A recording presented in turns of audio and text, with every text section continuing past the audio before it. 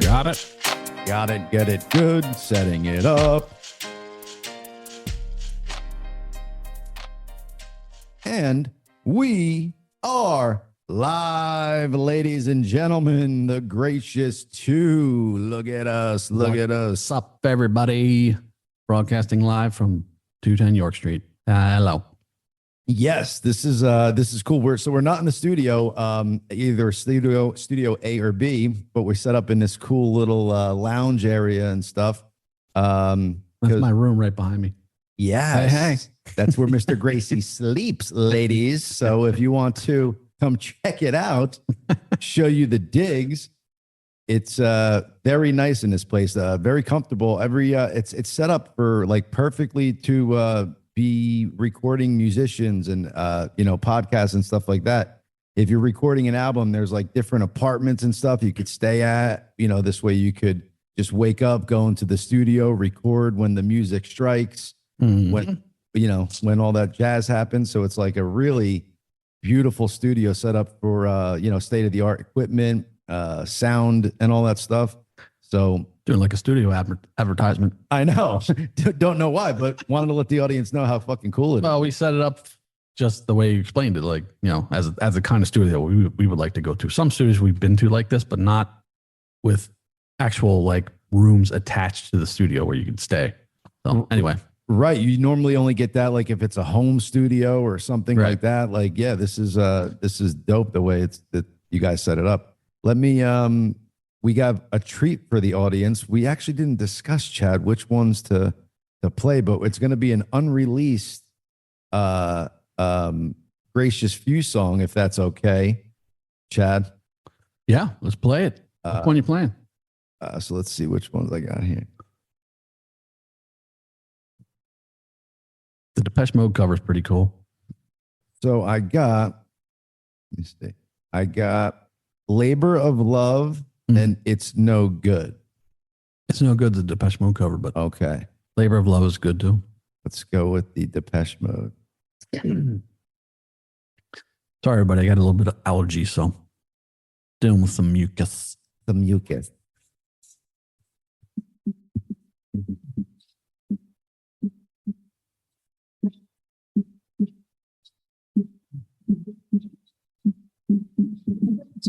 Time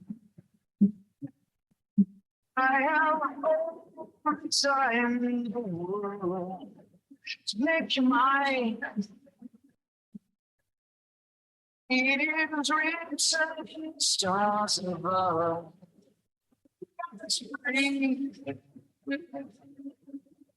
You'll be right here by my side, right next to me. You can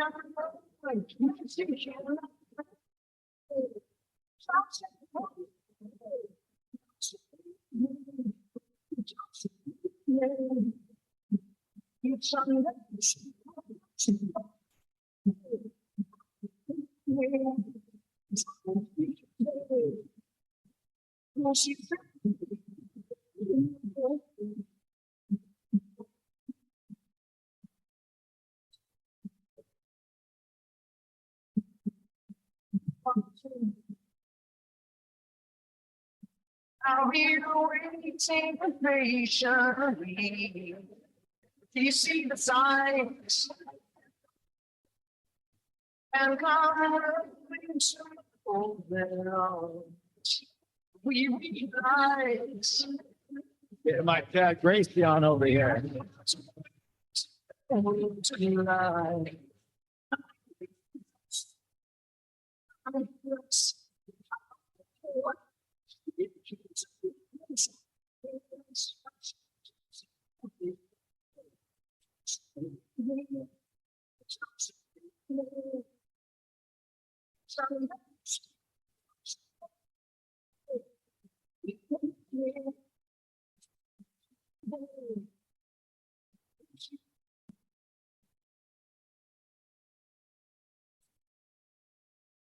Hear my mic now. Oh, there you go.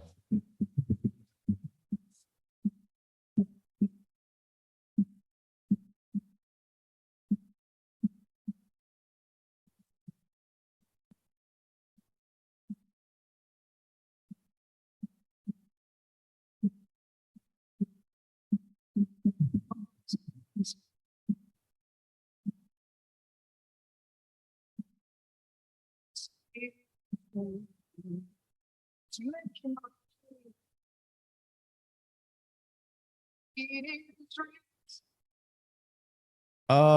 Okay, so we were hearing that the sound wasn't as good as we like it sounded in our headphones, but Damn it. It should be. So I don't know if it's because of a Wi-Fi connection coming out, but so then on the replay, people, it will be the correct sound that we heard through our audio. But I guess that's the live stream. I guess Mom is watching on Facebook Live. But once if the replay goes through, it'll sound like we heard it in here, which was fucking the studio sound of it. All right. Let me make sure all that's down now. But oh my God, dude, that was so cool to hear the studio version of the Gracious Few doing a Depeche Mode cover. The first time I got to hear it that way, like I've heard Bill was playing it for us yesterday over the sound system, but to hear it in headphones like that, Mr. Gracey, do you guys see me trying to get my inner Gracey on with he full body movement and stuff? But I don't look as cool as him while he's doing it. Hey, check your text. Sure. Surely. Also, you didn't get these. Oh, that's right. I didn't, Dave. Dave Foley out there from Beverly Hills Cop 3. You guys know what I'm talking about? Dave Foley. Nice. Yes. I little birdie dropped those into my email. So that's how we were able to hear those today. Remember that, folks. You got it exclusive Gracious 2 of the Gracious Few. And God had just sprinkled that into my email. So perfecto. Sorry about the sound, folks. On the replay, it will sound better. But that was a little treat for the audience. Chad, we got Mr. Dave Krusen coming on today. Big stuff. Big stuff is right. I'm excited. Dave's a super cool guy, amazing drummer. Of course, the legendary first drummer of Pearl Jam on 10. Amazing, man. Like we were saying yesterday, Black, the beats on there is such a good song. The whole album, start to finish, is another one like back in the 90s. Alive, Even Flow. I mean, come on. Yes. Jeremy. When bands were making real albums, Chad, it wasn't just about a pop single that came out. You could put on an album, go start to finish, and really like get lost in the music, man. Yeah, absolutely. All about that. Don't even want to tell you how many times I got lost in the Throwing Copper and all the experience I've had with that, with some lady friends putting it on, Damn Otter Creek, starting it off as we're doing our little makeout sesh and working our way through the album. And then when Stage came on, I'm getting my cardio in. Thrusting to the beat. Yes, and it was a good short song, so I felt like if I could make it through it, that I was a very big stamina guy. And Nice.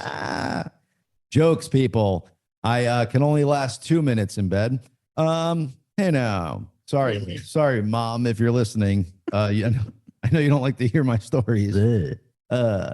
But don't mind me, folks. So yeah, what a great night we had last night. We did the Insta Live show, which was so fucking fun. Yeah, that was great. It was a fun one. It was a fun one. Had some nice bourbon on there. The audience was interacting really good. So don't forget to check those out weekly. The Insta Live shows, we only go live on there. We usually let you know day of around what time we're doing it. And it's audience participation. Whoever wants to click in, join the broadcast, they can. And remember, like, follow, and share, and comment. Yes. Please. And what did you say, Chad? You got some stuff where we're going to do some cool giveaways for the audience. Mental Jewelry, original records. So we're going to have an audience kind of contest where you guys are going to like and share a post that we have. And whoever gets the most likes on their share form of it is going to win a nice Mental Jewelry original record. So you heard it here first. We're going to post the details, more coherent and stuff like that for you, so you kind of know exactly how to do it, how long the contest is going to last for, and how you could win. But some cool stuff for the audience out here. Chad, those the drum, what are they called? The heads of the bass drums. Yeah. That you have Kick down. drum heads, yeah. Kick drum heads. He's got ones from, I guess they're from the tours of that, right? So Yeah, there's the distance here, the TGF, the Gracious Few head, a 5 head from album 5. And what else? Birds of Prey, I think, is down there. Birds of Prey, yeah.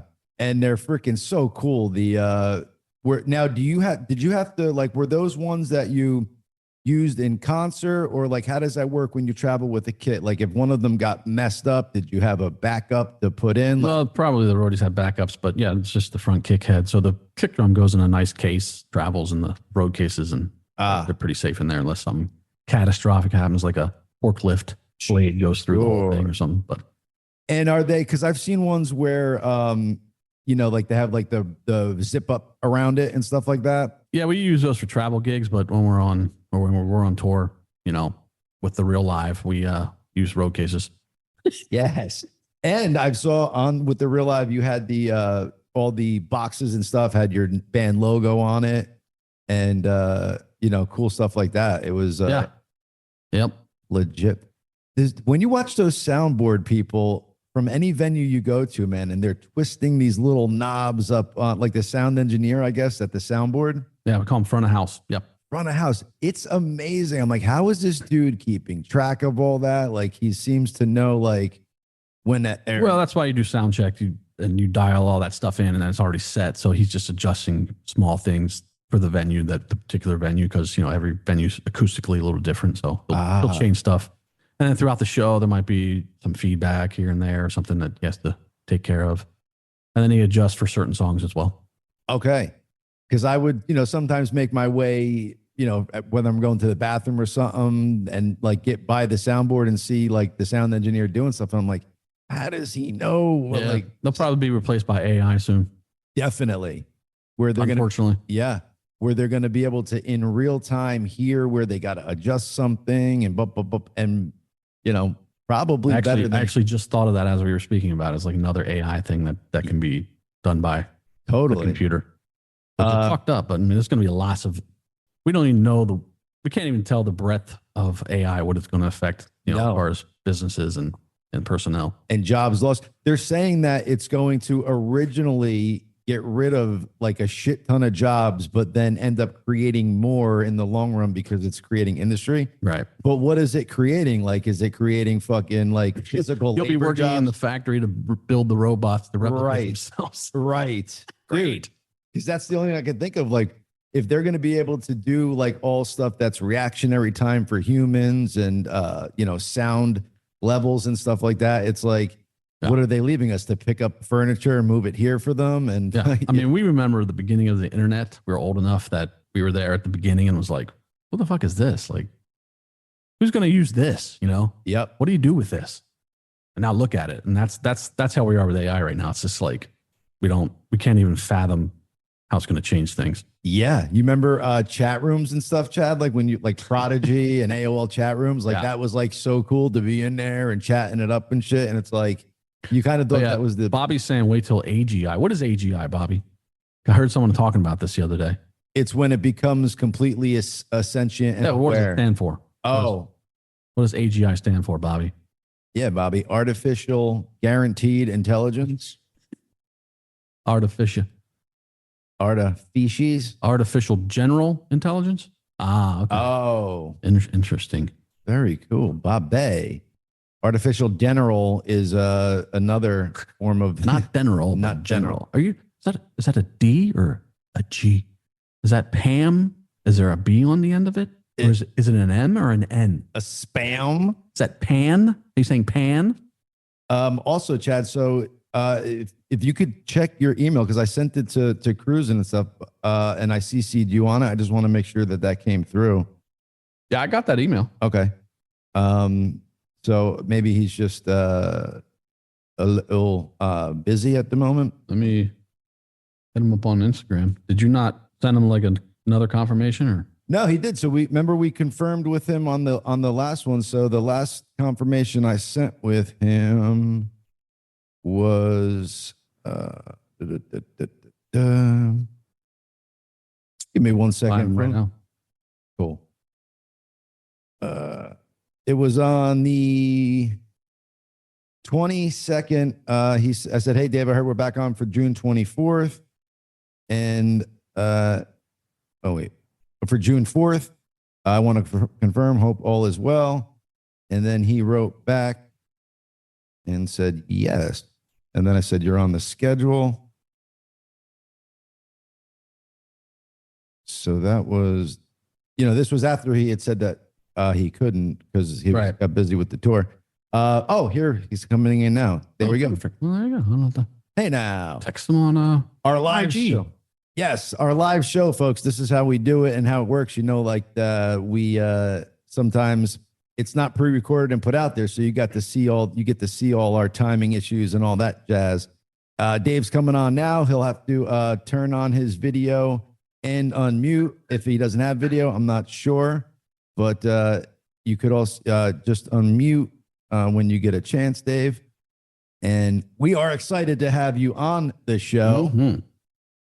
Talk about some of the cool bands you've been a part of and all that jazz. Unified Theory being one, Pearl Jam being another. Of course, it's connecting. Connecting. I sing sometimes when, I'm filling air. And I don't have the great voice, but I have a decent voice for myself. I Singing in the rain. Cats. Dup, dup. Dup, dup, dup. All right. And we're going to have Bob A's World at the end of this as well. He just said, did we see the NYSE glitching yesterday? No, didn't notice that. Who's that, Bobby? Yeah. Berkshire was down 99. Oh, boy. Oh, is he on? Got a check mark. I see. So ask to unmute. Berkshire was down 99%. What? Holy Testicle Tuesday. Yeah, at one point it was down 99%. It was a glitch with the New York Stock Did you Exchange. buy it at that? That's crazy. Hey, what's up, Dave? Dave, Hey, what There he is is. going on? Sorry, I had to ask our Bob A to mute himself because he starts yapping. What's up, Dave? how you guys doing? Good, man. It's a pleasure. Been a long time. Yeah, no doubt, man. Yeah, Too thank long. you so much Yeah, for it's like, coming let on. me see if I can get this plugged in here. Can you hear us okay, Dave? Hang on. Say Yeah, something. There we go. Hello. Yeah. Man. Can you hear me? Absolutely. Perfect. Cool. Great. Sweet, man. Well, thanks again for coming on. And like I said, it's been a long time. Yeah. Thanks Cool for to see having you, me. man. Absolutely. And for me, the non-drummer in the room, this is like fucking epic status over here to have, the original founding member of Live on here, and then the original drummer from Pearl Jam 10 on here is absolutely legendary. So bear with my, if I seem like in a daze here, it's just because I'm in awe of all the music you guys have been a part of and created. Very cool. Thanks, man. Right on. Thank you. And yeah, I mean, it was great to have. I love Unified Theory. That band was so cool. Oh yeah, right on. You guys, That was so were out- fun touring, man. Yeah, that was great. I When mean, was that's- that? I was 99? just 2000? divorced and I was going crazy and we were having a great time on the road. I was a latecomer That's to a lot of Unified fun. Theory, man. I didn't realize what a cool album that was you guys put out until it was maybe like a year or two ago after I realized Christian was the singer of it and stuff. And then I heard a song from there. I'm like, how the fuck did I not know about this band from back in the day? And listen, that's another album start to finish you go through and it's just like they flow into each other and they rock and stuff like that. It could have done a lot better. I think if we could have stuck it out a little longer, Yeah. it would have. Yeah, that's the thing. You can make great records, but all kinds of things can go wrong. The record company's not giving you the proper support or whatever. Yeah. That's crazy. Are you still in contact with Christian and Chris Thorne and Brad Smith? Yeah. Yeah. Nice. Yeah, they're all great guys. All great people. Yeah. Yeah. And I always say Chris Thorne is from Dover, right up the road here from York. I'm in York right now, Pennsylvania. So Oh, you are right on. yes, sir. Chad, that was the guy when you in 1998, you guys were like putting out the Distance Here, but before you put it out, you were doing like concerts and stuff at smaller venues. And I think Chris Thorne was playing like slide guitar or Yeah, he played some shows with us and he actually played on the record too, Distance to Hear, a couple of songs. So Yeah. Yeah, that's right. And then our very first nationwide tour was with Big Audio Dynamite, Public Image Limited, and then us, and then Blind Melon. So How That's how we- fucking cool. Oh, wow. No That's way. cool. we didn't know Chris before we, toured with Blind Melon. We're like, "You're from Dover? What the hell?" So cool. Small world. Yeah. Small world. So Dave, cool. Why go, man? Sorry about the why. If I get loud, the other mic can pick me up some. But why go, dude? The drumming on that is just fucking so hardcore, fast paced, but like really, I don't know, just like on point with it. Is that how did you come about with that drum part? Was this a song you heard kind of fully fleshed? Was this something that was developed in the studio? I just really played off that bass line, what Jeff was playing. Just kind of, tried to fit in that track right there. Mhm. Yeah, man, nailed it. The music from the '90s is something, a force to be reckoned with. It's like my favorite decade for music. Because if you listen, you go from like the 40s, 50s, and stuff like that. You're like, what is this like kind of bubblegum, Mr. Sandman, bring me a drink, like stuff like that. And then, in the 60s, 70s, you just see this change in rock and roll from like Jimi Hendrix, The Doors, Janis Joplin. And then in the 80s, it like kind of got a little kind of, I don't know, maybe too commercial or something like that. It was hair metal. Yeah. Yeah. Like eyeliners and stuff like that. And then in the 90s, some of the bands that came out of there, Pearl Jam being one of them, Live being one of them, Soundgarden being one of them, bands like Silverchair, Blind Melon. It's like just the music scene was just really starting to come alive again and like be like real music and getting back to like full albums and stuff like that. So how was the creative process for Pearl Jam and back then? Like, did you guys get in a room and write the songs together, or did they record all the tracks and then you came in, or like how'd that work? They had a lot of songs. Stone had some songs. They did some demos. So those were kind of fleshed out. Okay.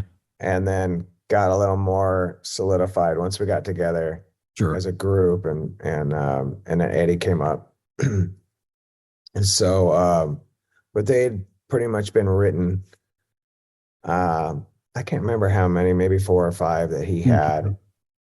But yeah, we tracked live in the studio, Yep. He was in a vocal booth, amps were all separated out and we were in the room together playing. Yeah, that's the best way. That's what we did too. With all the first 5 or 6 records. I mean, Where'd you guys record? We recorded Mental Jewelry in Milwaukee in a guy's house studio because Jerry Harrison, the guy, the guitar he has, was a producer. He lived in Milwaukee at the time. And his buddy, Dave, I can't remember his name. He's Dave too. He was the studio owner and he was the engineer. So we recorded in his house. David Schwimmer. Yeah, David Schwimmer. And then for Throwing Copper, we went to Pachyderm Studio outside of Cannon Falls, Minnesota. And actually, Nirvana recorded In Utero there.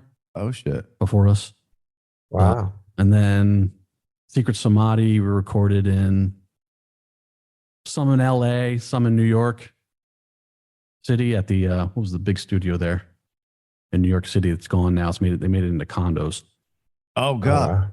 What was it? I can't remember the name of it. Damn it. Anyway, someone remind me. Yeah. And then Distance to Here, we recorded in LA at I guess it's now Jim Henson Studio. It used to be A&M.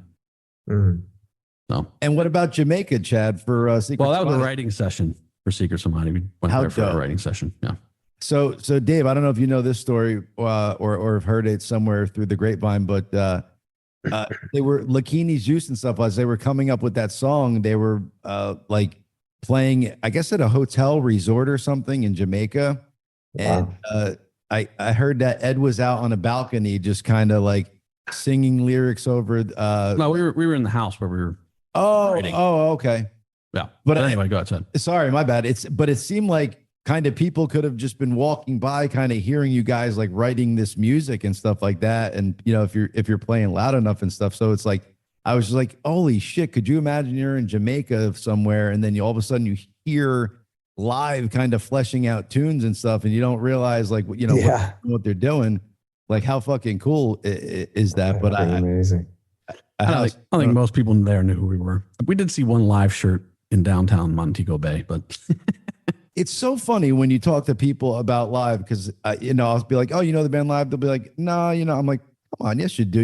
Like Lightning Crashes, the Dolphin, stuff like that. And they're like, I don't know. I'm like, well, let me play you a song. And then as soon as you play it, like, oh, yeah, of course I know that song. Okay, that's live. Play all over you. Oh, of course I know that song. Yeah, that's live. Like they don't realize and hadn't put two together that they know like 20 songs, but they didn't realize the name of the band and stuff. It's just hysterical that people could kind of do that. So Dave, how did Unified Theory come together? Like how'd you meet those guys and that band? I was actually in Candlebox at the time. Oh, and I lived down me and Christopher lived near each other in Seattle. Okay. And Kevin, Candlebox singer, Christopher recorded some stuff I did in this band, Diamond Star Halo. So that's when I met Christopher, and that was probably 94, I think. And then I ended up in Candlebox a couple of years later. And when we were about to go on tour, Brad actually called me and invited me down to play on a tune. And then I think we were leaving for tour Candlebox about a week later, a few days later. So I went down and did 2 songs, did Passive and what was the other one? We did 2 songs, Cessna and Passive they were. Okay. And then Brad's like, come on down and, do some more work. I said, I got to go on tour. And he was like, what? And I said, you knew I was in Candlebox. Right. It's kind of funny. So I went on tour, and at that point, Candlebox was, and then they worked with a bunch of other drummers, Brad and Christopher and Chris, or 2 or 3 other guys. And then at that time, 98, Candlebox was really struggling to keep it together. Really, they were, a lot of just frustration. Pete was still in the band, yeah? Yeah, it was all the original guys except for me. Got it. And then it just kind of, it just kind of fell apart. It was pretty intense out there. So I was home and then started working with those guys again, did a few more songs, and that kind of ramped into let's play for some labels kind of thing. So I think we did and we were playing shows in Seattle, and then we went to LA, went to New York, and it just kind of, and then they had recorded, I don't know how many songs with other drummers, maybe 4 or 5 songs with some other guys. And is that all you on the record? No. Oh, okay. It's me and like 3 other guys. I see. Okay. Wow. Yeah. Got it. That was like, I'm sorry, Dave. Keep going. I'm sorry. No, that's pretty much it. They just kind of pieced it together, and then we went to Vancouver to mix. And that's how that kind of all got together. That was like for Nirvana's first album, Bleach. For a long time, you didn't know that it was, I guess, Chad Channing that was the drummer on it. But I think there was kind of multiple drummers on that album, but everybody assumed it was Dave Grohl, I guess, because when Nevermind hit, he was like the drummer for. Oh, you can tell it's not Dave Grohl. Well, yes, going back now, like you hear it, you could totally see the difference. But as a kid, listen, I was like, oh, I guess Dave Grohl on the drums there. I didn't know. And then you turn out it was Chad Channing or something. But I think there might have been multiple people on that album. But yeah, the difference between Grohl's just like loud, aggressive style and just still like fucking jazzy with it on upbeats, downbeats, whatever. It was just a totally different, different beast and stuff. Oh, Grohl's just so solid. It's ridiculous. Yeah. Absolutely. I wonder if we would have ever gotten to know Dave Grohl's Foo Fighters side had, Nirvana ever stopped being a band. Because I know he did like one song that was like unreleased on a B-side. in Nirvana. I think it was called Marigold or something like that, where it was just an acoustic guitar and Dave Grohl singing Marigold. Yeah. So it was, but you know, you didn't know that he had all these other songs in him and stuff like that. Or I didn't know if like Kurt wrote that song and Dave was playing on it. So it's like, it's kind of crazy to have, you know, him go from Nirvana to Foo Fighters and two successful bands. And he had all those songs in his head, and maybe we would have never got to hear him had Nirvana just continued to be. So it's like crazy just how world works out and stuff like that. So Dave, do you play guitar and write songs yourself? I dabble with other instruments. Cool. I would definitely call it just dabbling, but it's fun. You know, I've kind of always done that, but never really had the time to, you know, get farther in. And so now in the last few years since COVID hit, I've just been home, you know, putting around the house. And it's been fun, man. I've got some more gear. You know, I keep kind of adding some stuff. And that's what you do with gear. I just built this room. I just moved back to Gig Harbor, where I grew up. I'm actually down the street from the house I grew up in. It's just kind of a trip, but I just moved back. Treated, rock on. I moved back in February, and my brother's a builder. So he took one of the slots of my garage here and we turned it into a little studio. And very cool. Very cool. You're supposed to have. Yeah. Where were Are you back? Oh, go ahead. Oh, I was in Thousand Oaks. Weren't you in Orange County? I still am. Yeah. Cool. I come back here to York periodically, just about once a month for businesses and stuff. But yeah, I live in Orange County, Irvine. Are you guys working right now? See me. What's that? And to see me, he comes back for. I said, Chad, you got to start making trips back to the East Coast just for me and not for business. You can't just be all business when you're here. You got to make time for friend time. Right. What were you saying, Dave? I don't know. Oh, are you guys working on anything right now? What are you up to? Well, I'm officially not in the band right now. There's been a big shakeup. So. Oh, really? Yeah. What? Oh, yeah. There's huge drama. Oh, really? Yeah. Oh, I didn't know that. Oh, okay. Right. It's probably you don't know, but no, it's a little ridiculous right now. But hey, the heartbeat of live is in between his transplant of getting taken out and putting back in is how we're saying it. Yeah, right. So Ed's out right now with 3 other guys, none of the original guys. Oh, yeah. It's a sordid, stupid story, but hey, it happens. Yeah. Yeah. Your studio is amazing. I've recorded there twice. Candlebox, we recorded a record. Thank you. And I worked there with Christopher before that in like 2014, maybe. Oh, you played on that female artist that we were working on for Dana. Yes, Dana. Yeah, that was a lot of fun. That studio is great. Yeah, we put a lot of time and effort into it and money, and that's where I am right now. I'm on you probably obviously came to the 3rd floor, right, and saw the bar and stuff. Yeah, that's where we are right now, set up. Nice. I can't get over the walls in I guess it's Studio B, Chad, where you could flip them from the one side where it like absorbs the sound, and then you could flip it the other way, so it like puts the I guess to where it would bounce off it. We have that in both A and B. You can flip around the panel. It's either sound absorbing or sound reflecting. It's so dope, man. And by the way, Dave, you're welcome to come back anytime you want. Cool. Awesome. Thank you. Yeah, man. I hope to get back to that. My son lives in Brooklyn, so. Okay, cool. I love the East Coast. What's that? How old is your son? He's 25. Nice.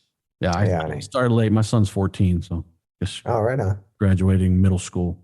Right on. 13th. Very cool. Yeah.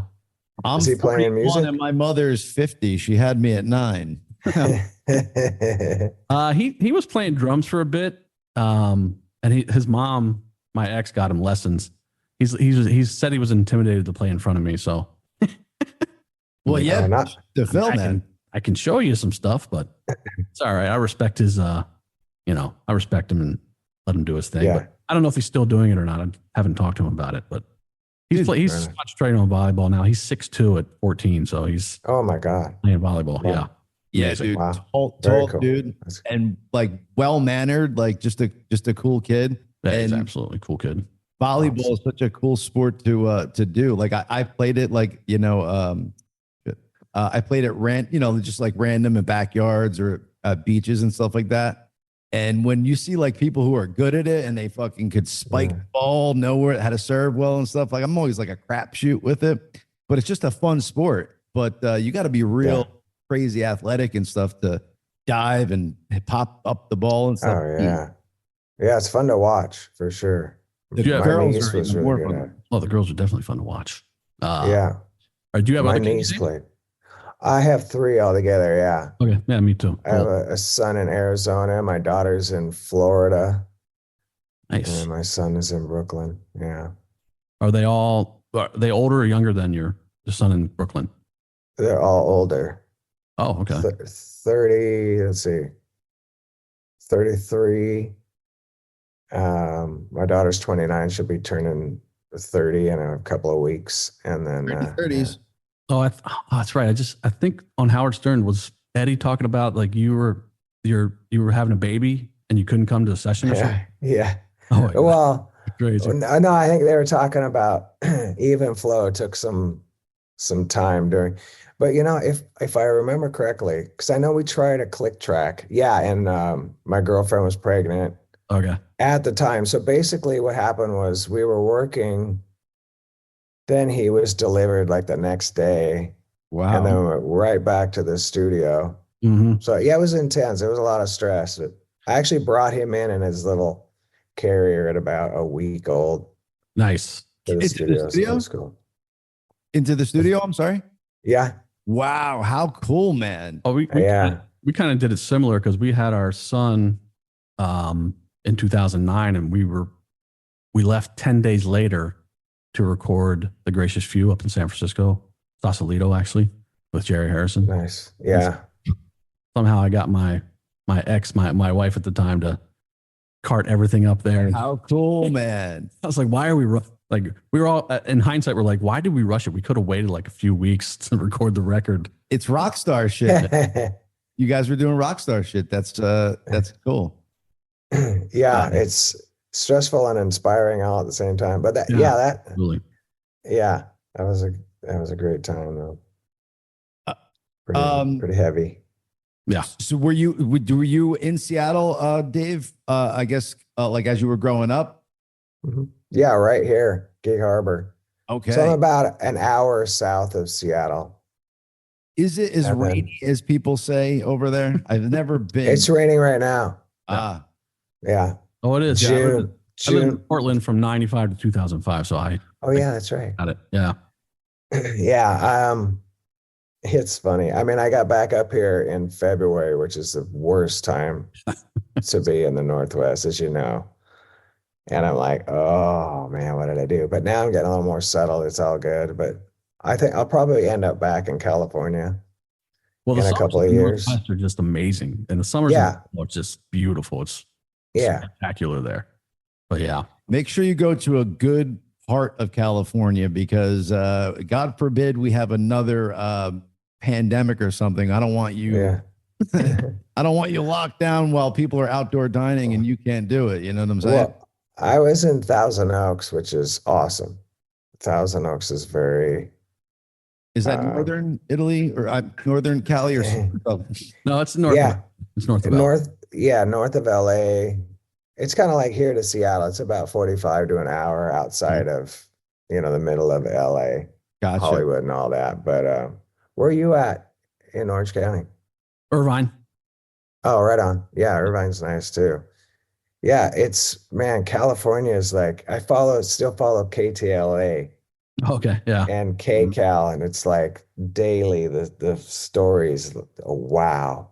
Are those apocalyptic? It's nuts. It's nuts. What's It's not as bad in Orange County as it is like in LA proper. It's just ridiculous. Yeah, in the middle of LA, it's really wow. I love how you said LA proper. Because you got Los Angeles County and then I guess Los Angeles, the city.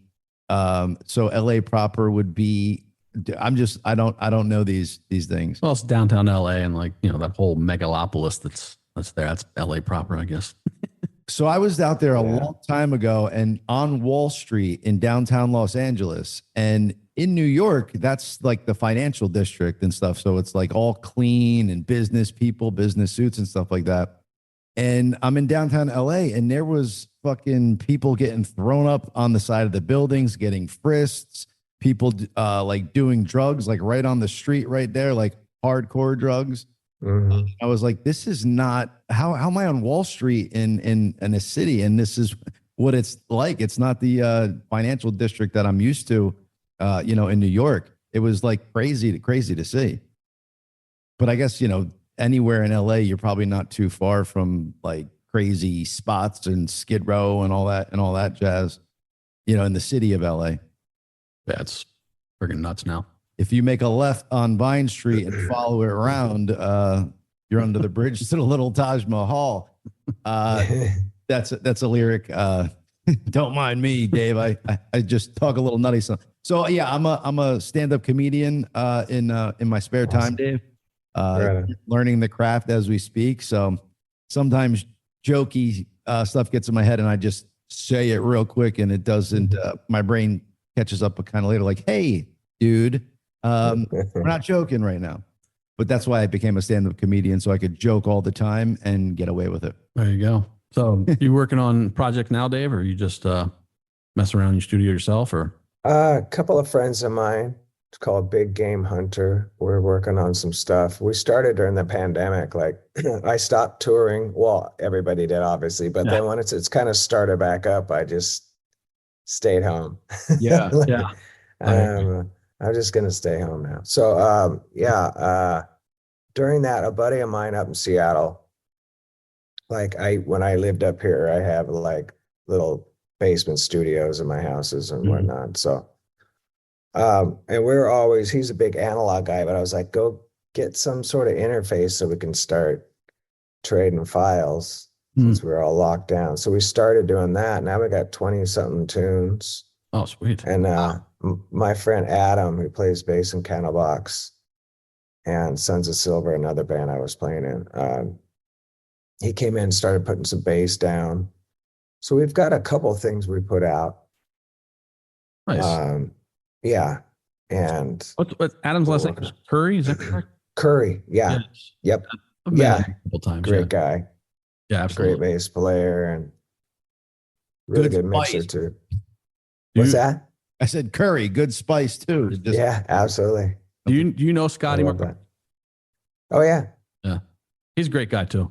Yeah, he is. Great drummer, really good guy. We've always got along great. It's been really nice. The cool thing about Dave being a homebody now is like you could kind of get away with it now with being able to record stuff in your house, send it out. You could collaborate with people that way if you have the proper equipment, and it could sound just as good.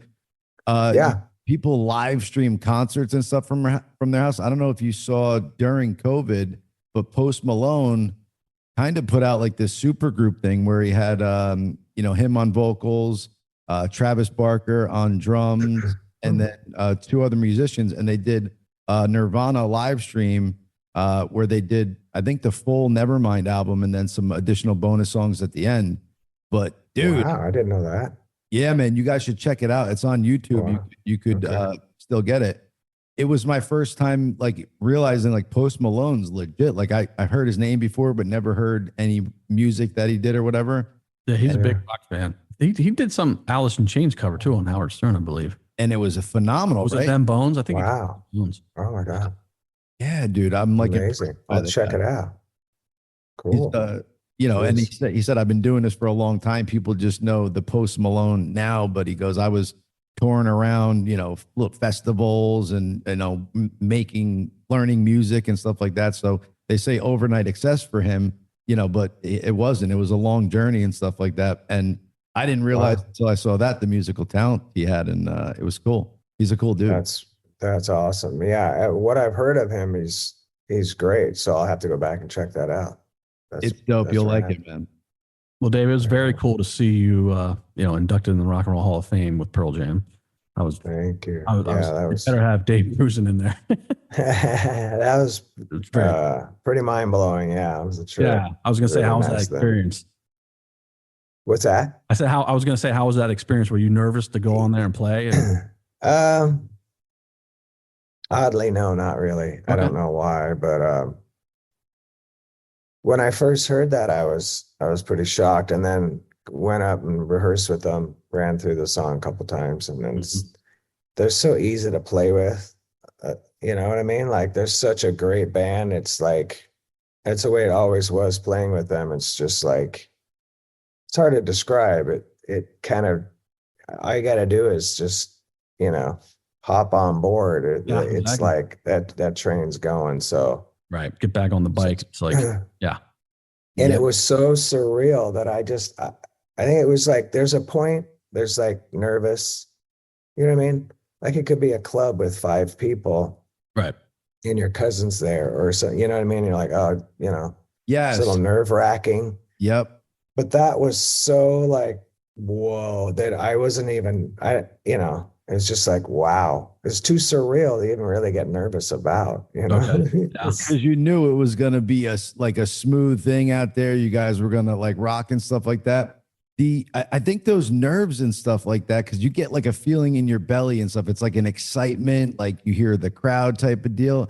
And I think it's like excitement, nerves, and like adrenaline, all this stuff coming in. And you could at sometimes kind of psych yourself out, be too nervous to do whatever. But it seems like that time you kind of used all that to just go out there and just be free and stuff like that. But I kind of get what you're saying, because I've had it on smaller scales and stuff like that, where if you're doing a show and people are coming to perform, see you perform, you're like, oh shit, I better be on my game tonight, and all that stuff, and you kind of get anxiety before the gig. But if you kind of put that out of your brain and we're like, we've been here before, we know how to rock this, it's gonna go good. Let's enjoy. And I would get the most nervous to do like TV. I can only imagine Saturday Night Live, but as soon as I sit down and hit the first note, that's all gone. Yeah, but I would be a little nervous in the run up to do the Rock and Roll Hall of Fame if we ever get there. Well, Chad, you have that alter ego on stage too that I guess somebody said to you, like you didn't even realize like you had, because you're so you look like bigger than life out there. Sometimes you have the backwards cap on, your whole body's going, you're rocking out to the music. So it seems like you're just no nerves at all. You're just up there like having fun, doing whatever. So it's kind of funny to hear you guys talk about this stuff, because as an audience member seeing it, you're just like, wow, these guys have it down pat. There's no nerves to them at all and stuff like that, and everything sounds perfectly. So it's kind of cool to hear from big musicians like I mean, as the drummer, you have if you stop, it's all fucked. So you gotta be in the zone. Yeah, I could only imagine. The heart of the band, you know what I'm saying? It is it's a driving force of it. It's the it's if you just stop to be like, okay, so where's the band would even be like, what's going on here? Do we keep going and stuff? It's like got to keep the whole thing going. It's legit. I'm amazed by musicians and stuff like that, and just like what you guys do in concert, on albums. It's fun to fucking be a part of, or to see and witness. I've learned an instrument, guitar, and I'm horrible at it. I know a couple chords, could like strum them together. So when I see real musicians that put it all together, it's like it's a cool thing to be around and witness. So Dave, I have a kind of funny Eddie Vedder story. The first time, and the only time I met him in person, we were at a U2 concert in '96 or '97 in Seattle. I drove up from Portland, and U2 did a pre-meet and greet, pre-show, and Bono came in the room. Everyone flocked to him, and I met Adam and The Edge. I'd met them before. But so after that all happened, I saw Eddie and I walked up and said, "Hey man, I'm drummer from Live. Gracey, how you doing?" He's like, "Oh, hey man, what's up?" He's like, "Have you ever toured with the Rolling Stones?" And I'm like, "No, we haven't." He's like, "They have a great record collection." And then he just walks away. I'm like, "Okay, thank you, easy bud." That's awesome. And then we were in the in front of house. They had a little gated area there. We were watching the show, and Chris Cornell was standing right next to me. Wow. And this is like the first song, and he's standing there just looking at, I forget what song it was. And he's just looking at him. And all of a sudden he just goes, "This fucking sucks," and walks out. Wow. Who did that? Chris Cornell. Chris Cornell said that. Yeah, it's fucking awesome. Was this the one with the big mono PA? Yes, it was the Smart Tour. Yes, yeah. I was there. Simon and shit. Were you there too? I was probably standing a few people behind you. You had to be, yeah. How funny? Because you heard Chris Cornell say the same thing, I'm guessing. I no, I didn't hear that, but that was the one where they had the like McDonald's looking. It just went up like this, and they had the. Yeah, that's hilarious. Dude, that is hysterical. It was They're such a. They're a great live band. His cover. I'm sorry. His cover of, is it Prince's song or Sinead O'Connor's "Nothing Compares to You"? I don't know if you Prince's song. It's Prince's song, Sinead O'Connor. Okay, so have you guys heard Chris Cornell do that, like the acoustic version? Hmm. Yeah, I heard it, but it's really good. It's dope. It's dope. Okay, I'll check that out too. Another Seattle, grunge guy, right? They were from that area, I think Soundgarden. Yeah, absolutely, yeah. And now, you know, of course, the great Matt Cameron's in Pearl Jam. I mean, it's amazing. I mean, to be in Soundgarden, now Pearl Jam, it's like, wow. And Temple of the Dog. Well, and Temple of the Dog, yeah. Can't leave them out. Yeah, dude. Yeah, Matt's amazing. Cool, yeah. What was that song? Going Hungry. I saw them. Fucking great tune. They were in doing that record when we were working on 10. Okay. Oh, wow. So that was before Pearl Jam released 10 and Soundgarden, I guess, released their first album. Temple of the Dog was, I guess, making music. I thought that was like after. Yeah. I didn't realize. Wow. No, they were cutting the record while we were doing some demos. Okay. So we did like 2 or 3 rounds of demos before we did the record. Wow. So it's amazing that, sorry, go ahead, Dave. I was such a huge Soundgarden fan from the get-go. Yeah. And Chris and Matt were there, and I was like, oh my God. Yeah. Oh, yeah. They were really nice, though. That was a cool thing to kind of get to be a little behind the scenes and watch them work a little. Yeah. Are you friendly with Matt? You know Matt?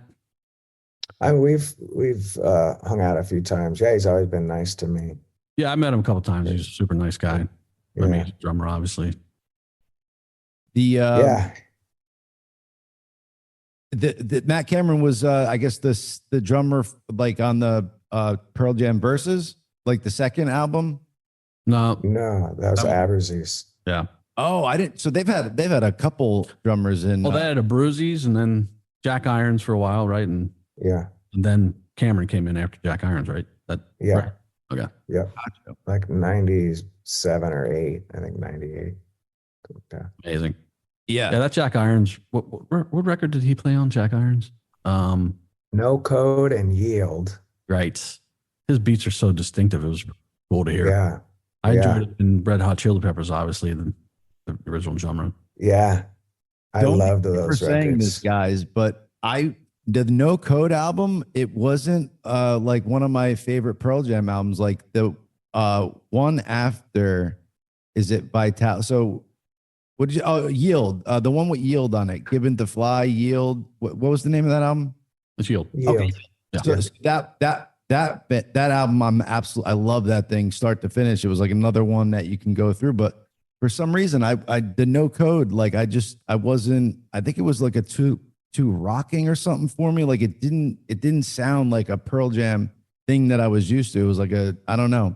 I didn't maybe understand some of the lyrics or something, but it wasn't like one of my, because 10 Versus, Vitalogy, and then that one kind of missed for me. But then Yield that came, and I was like, oh, okay, this is fucking cool Pearl Jam album again.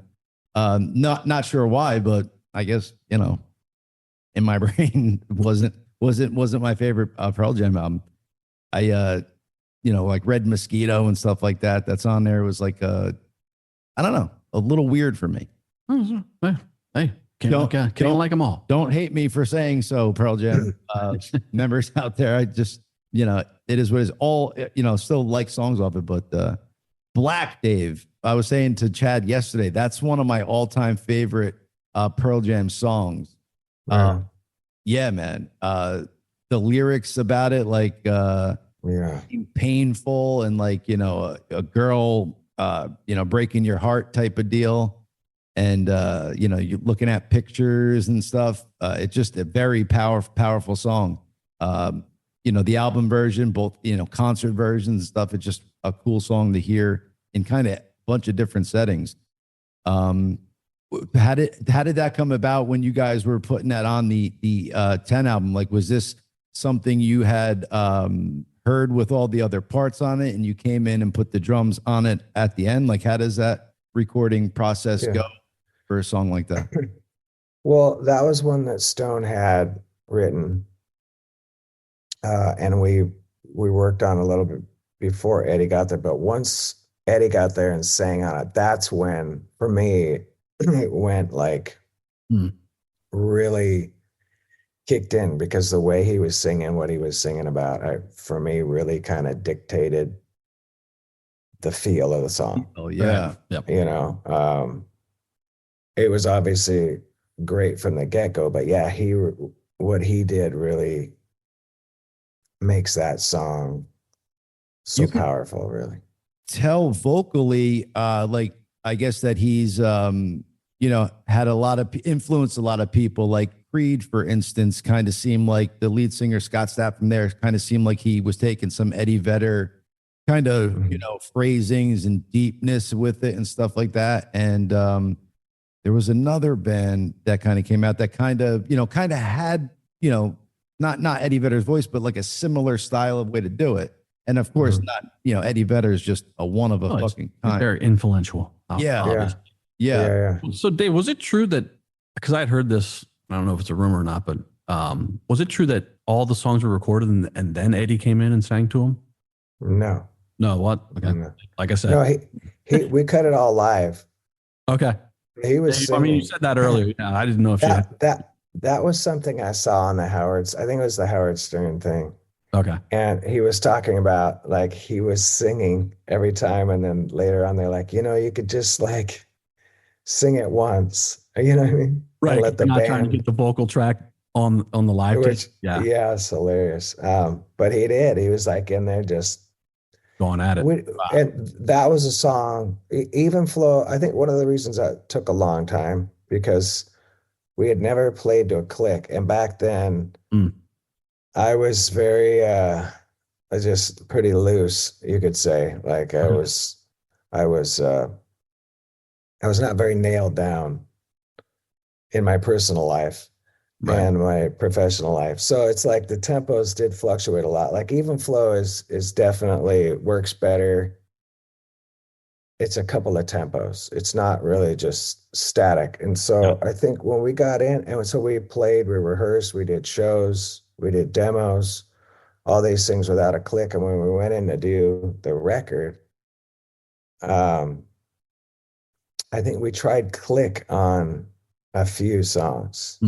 And I think we ended up using it on Jeremy and Garden. But I think we tried it on Even Flow. Yeah. And I think that may have been one of the reasons that song took so long, because it's just not static. Tempo wise, it fluctuates. It kind of breathes. It's like condensed, and then it opens up, and you know what I mean? So absolutely. I mean, I think that. Go ahead, sorry. No, I think that kind of tripped us up, you know, trying to do that to a click after the fact. We'd already rehearsed it, played it live, demoed it. Well, yeah, probably made a little stale, I would think. You know, we refused to use clicks until our fifth record. We just recorded everything on click. Really? Oh my God, dude. Well, you're so solid. You didn't need one. Thank you. But it's wild now that it seems like all music is now click. Everything. Yep. Is click. Yeah. I saw Danny Carey talking about this too with Tool, and he was like, "Yeah, we don't use clicks in Tool." I'm like, "How the fuck could you use a click in Tool? Like, what are you?" Yeah. Good point. I can't even follow his time signatures when he. Oh my God! How's he doing that? Yeah, it's like maybe tempo map that. I've done that before, where it's like they'll drop, you know, or like Candlebox Happy Pills. Ron Nevison recorded us, and that guy's, he's worked with so many greats, but he was great because he'd be like, let's try to click on this. And it really wasn't working. So he's like, all right, I'm going to bring it in for the verses and then I'll take it off. And he was so good. Like as soon as that chorus would end and I'd do a fill, he'd just like, boom. And it would be, so that I've done stuff like that and it's pretty helpful. But I got to the point where it's like, once I got decent with a click, I'm like, just turn that click on. Cause I don't want to hear any like, oh, is it speeding up or is it slowing down? I turn the click up. Yeah. Right, let's see. Let's see. But I think too, it's so common because Pro Tools for one, and maybe all the format, I just use Pro Tools, but it's like, it's such on a grid. You know what I mean? It's like there's so much editing done these days that oh my God. Oh yeah. It's like I have a question, non-musician. I'm sorry for when you're done finishing that thought, but does it? You're gonna laugh at me because it's a non-music. So is the benefit of the click track that better for the editing? So in other words, if you're adding another part at a different point, you could then make sure it's all synced up, because it seems like as a musician, you would almost not want to have something like that. If you are changing tempos and stuff like that could maybe throw you off. So I was like wondering what the benefits would be to have that, that click track. Yeah, the editing and keeping it. Well, one good thing about it is if you're playing with people like, Chad, your band, it's like everybody's synced up so well. Everybody has such good timing, but that's not always the case. So especially if you haven't worked with people a lot, or for a long time, if not everyone that's recording at that time has super solid time, it can help with that. So that can be a really good thing. The band type of deal, like it, depending on how long these musicians have been together, if they know, if this is going to speed up here and stuff like that. That's to me, like that's how a band is fucking money. You know what I'm saying? Like they kind of know each other's where they're going with this in this particular moment of the song. And because in concert, you really can't have a click track or something, I'm guessing. You can. Absolutely. Oh, you can. I mean, our last few tours, live in 17, 18, 19, we were using a click. But I think I only had the click and they would just play along to me. But we were running the lights off of it at that point and, doing all this stuff. Not for every song, but for some songs. And sometimes I would bail out of it though. Well, yeah, because it's like, I would think you're keeping your own, your own timing and stuff as you're a musician. So it's like to have that click track just on the same thing all the time. It seems like it would just be, I don't know, throw myself off or something as I'm jamming. Cause it's like, I don't know, my hand's not always on a beat or something. It's kind of in between or something. And then I would hear a click and I'd be like, oh, maybe I'm off here. Dave, did you ever see that video of that? I don't know what band it was and what drummer it was, but his ears went out and he was on a click and his tech was in back of him tapping on his back with the click. No. And he finished the song. I was like, wow. That's pretty. Yeah. What a good tech, man. I wish I got that guy who that guy was. Yeah. The tech was amazing. Obviously, I don't know who the drummer was, but the video was on Instagram a couple of times. Wow. Maybe I'll have to look that up. Yeah. It's terrifying. Yeah. I played live a lot in the 80s to a click. The band I was in. And there were pre-recorded tracks, it's interesting because it can, and at Candlebox, we did that for a while. Okay. And I hated it. It's just like, if it's a rock band, I mean, let it rock. I say that just, count it in. And, but yeah, back in the 80s, we did that a lot. I do recall, but it's interesting, like in Unified Theory, we had there was pre-recorded stuff. So we were debating, should we use like pads? I was supposed to use pads. Oh, really? Okay. Trigger samples. Because there's so many samples going on in those songs. And in the end, and I was kind of dreading it because it's like, I'd never used like the Octapad, whatever it is, the Roland SPDX, whatever. It'd be a lot to remember too. I mean, just yeah. So go. Yeah. Yeah. And then in the 80s, I never ran anything. The keyboard player ran everything. I had a click, but I didn't have to run any of the pre-recorded stuff. So in Unified Theory, we kind of started out, that was the plan. And it never really came to fruition. So it was great because Brad got those Taurus pedals, bass player, and just did everything with the Taurus pedals. Oh, wow. So we never used a click. It wasn't pre-recorded tracks. He played the samples, which was with his feet, because he was playing bass and singing and playing. It was like, thank you. Wow. Thank you. That's some coordination right there. I mean, yeah, exactly. Yeah, he's so talented. Oh, yeah, Man, absolutely. That guy's a freak. He's so talented. Yeah, for 17, 18, 19, when we went out, I think it was actually Chad who took the original songs and tempo mapped them and made a click with that. So I was playing, basically to a click that was mapped to like I Alone or Lightning Crashes. So it still had the flow, the tempo going up and down here and there, depending on chorus or verse, whatever. So that was a little easier for me to do, but like a straight hard click is, They say I Alone was a lot of strippers like to come out to that song because it starts off back in the day. They did. Yeah, baby. And then, I Alone would love them in the back room and all that jazz. Sorry. Sex in the champagne room. Did you ever see those, a musician on stage, like a solo artist where they start layering like parts that they're playing, whether it's vocal parts or guitar parts or, a bongo that they have set up? It's like, oh, like Ed Sheeran does? Yes. Does he do that? I've never seen him, but yeah, it's amazing when guys do that.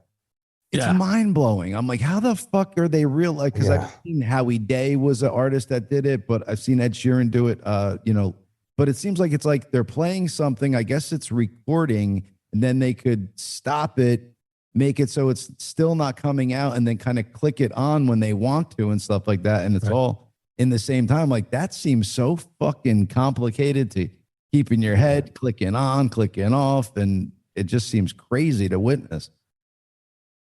So I mean, have you guys ever worked with an artist or anything that has done stuff like that? Or I haven't, but there was a guy in LA, Chad, maybe you've seen him, a producer, I'm blanking on his name, a freaky talented guy, did like the Fiona Apple Records and done tons of stuff, but he would do the Club Largo in LA.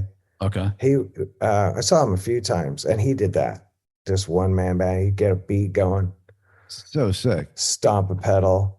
And so by the time, you'd have like a whole, guitar, bass, drums, and then he'd get on the upright piano. Just do it real time like that. Yeah. He just did a song in front of the audience. That's cool. Yeah. He'd do Beatles tunes. Day in the Life, he did that one.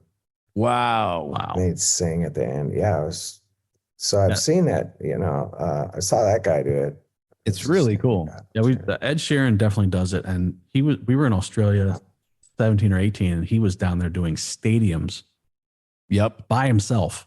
Yep, that's so crazy. I saw on parts and recording it, and then playing it back and just singing to it. Amazing. He was on like the 4K channel, playing Wembley by himself. I didn't really see it, but it's like that's pretty impressive. A solo act playing. Talk about maximum profits. Yeah, right. Right.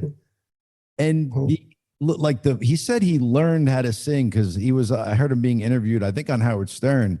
And Howard's like, you got to be born with this voice or whatever. He's like, no, he's like, when I started singing, it was horrible. I had to learn how to do it. Howard's like, all right, well, maybe you sounded horrible to yourself or something. He's like, but there's no way like you're not naturally born with that or something. And you learned it because he's got complete like vocal like range. He's got complete control over it. It's like, and he was young, it seemed, when he first like started putting out music, like I don't know how old he is now, but that song, what is it? Even the best fall down sometimes.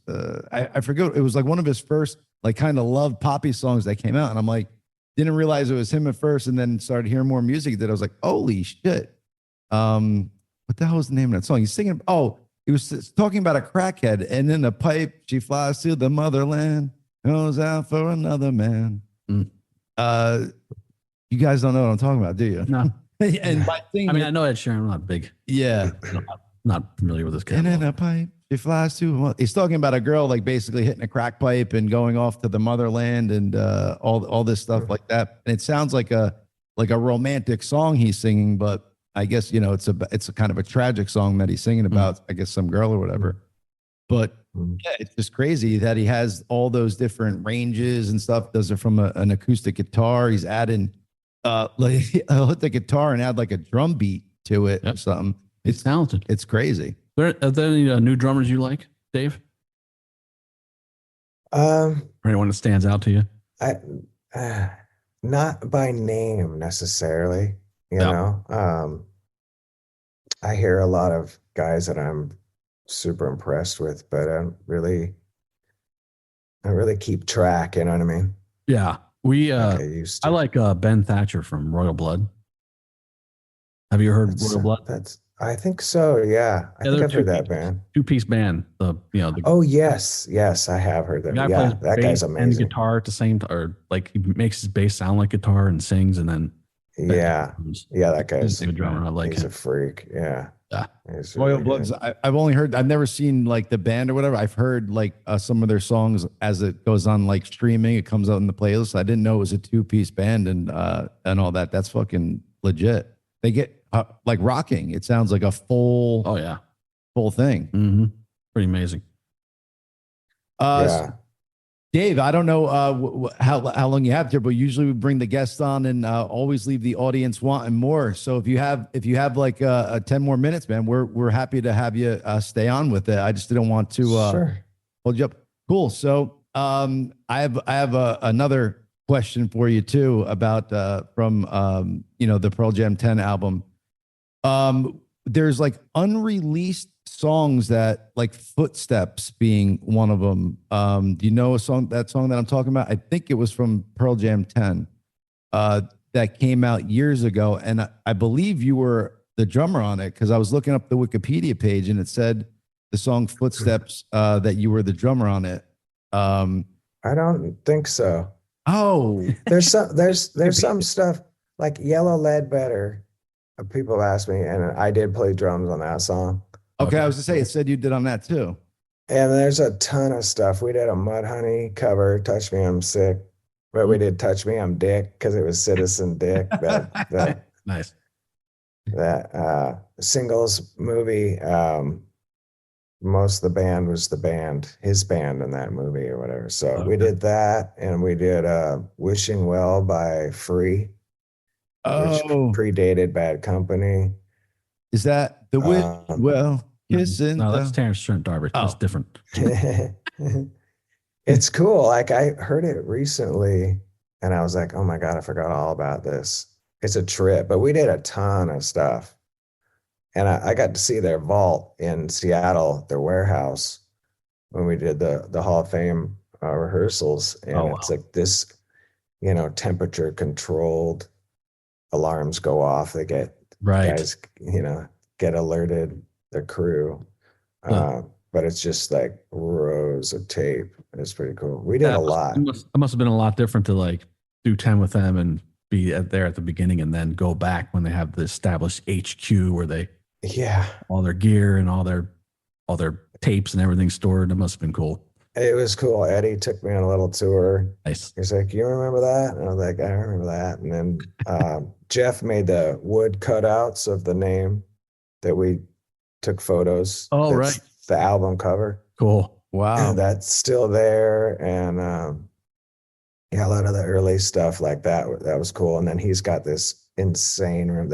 You go through this door and he's got this batting cage and his baseball memorabilia. It's just ridiculous. And then Jeff's got a half pipe. Okay. Nice. Full on. And then over here there's Mike's car. It's the Rockford Files Trans Am. No way. Have you ever been on a half pipe, cool, dude? Like I don't skateboard. Oh my God. I bid it really early and I never went back to it.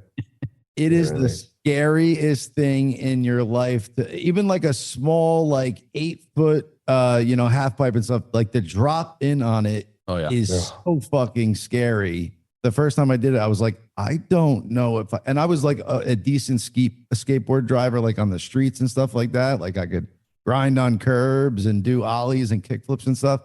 But the first time I went to a skate park and tried a half pipe, dude, I was like, this is fucking nuts. Like, I don't know how you fucking do that. It just kind of out of nowhere, because it almost seems like you had to know how to do it before you could do it, type of deal. Yeah. It's like those guys know how to fall, they know how to wipe out. And that's like half the, Oh yeah. that also is impressive. Like, whoa. Yeah. Now I that you skateboarded did. when I was in my teens, before. Oh, wow. And I would mess around on a quarter pipe, but I'd never dropped in on a half pipe. I just like, nah, I'm good. You guys rollerblade ever? No, I never rollerbladed. Rollerblading was At least cool. Got seriously. cool. Yeah. Yeah. Well, it's always been looked at as like a fucking fruity thing to do, but you could get cool with those too. And like they made ones with grinding plates on them, and you go to we had parking garages in Rutherford where a parking garage, and we would use all the rails and stuff that they had, so cars couldn't drive through to fucking grind on, and like little speed bump jumps and stuff like that. That sounds nice. Rollerblading was always looked at as like a fruity type of thing, but it was cool, man. It was like another thing. Dave, sorry, I wanted to ask you, how old were you when you got into like drums and like picked up, sticks or whatever and started to learn that? And also part of that question is, who are your influences? Yes. Yes. Well, when I was a kid up the street here, like Kiss Alive and Kiss Alive 2, those, like, I was like, man, I want to do that. You know what I mean? Nice. Like, this is amazing. When you're, I was 9 or 10 or whatever, something like that. But so Peter Criss was a big influence. Cool. And I would say him. I don't know if Hal Blaine played on the live stuff. Who knows? He may have. I don't know. But those were the records that really like floated my boat. Like I got into the studio albums later. So when I first got into Kiss, it was the live stuff. Got it. Bunny Carlos, so I was like 8, 9, 10, 9, 10. I started on snare drum in school band. And, so I played the snare. Nice. And then I just like bugged my mom till she gave in and bought me a drum kit. My oldest brother, Larry, had a snare, purple sparkle pearl snare that I found in a closet down in our basement. Wow. And I was just like, what the? And so then I played snare. Then I got a kit when I was about 11 or 12. And my buddy George Janovich taught me my first beat. Cool. And so yeah, it was like, my brother's 11 years older than me. So he had Zeppelin, Aerosmith, like that. Those bands were a huge influence on me. Like, early on, you know what I mean? And then, who else got it? Just all the classic stuff back in the day. Bonham's son pick off kind of where his dad left off in Led Zeppelin now, which is kind of crazy. You never would have thought he could, because John Bonham goes down as like one of the legendary rock drummers of all time. And now you hear his son behind the kit kind of filling in the shoes. It's crazy. So that's a great influence to get for you. Did you take lessons for like the snare drumming, like marching band kind of stuff, or just the teacher I had in school? Oh, okay. I had some really good teachers. And then, so I played in band, and then I started high school and I was in the 8th grade, so that I was going to play in the jazz band. But then I kind of got recruited into the jazz choir group, which was a small choir that did like jazz standards. Okay. And I got to play the kit by myself. It was me, a piano player, bass, guitar. It was a small band that played for the choir. Oh, wow. The choir was like 12 people. And that was great. That's where I really learned to play in a group, really, Right, because I played in bands when I was a little kid, Right. 13, 14, but that's when that's when I really learned a lot. We had a great teacher, did competitions, flew to Wow. Michigan, like that got serious. And so I learned a lot there. So Yeah. you have a lot of jazz influences, like jazz drummers? Yeah.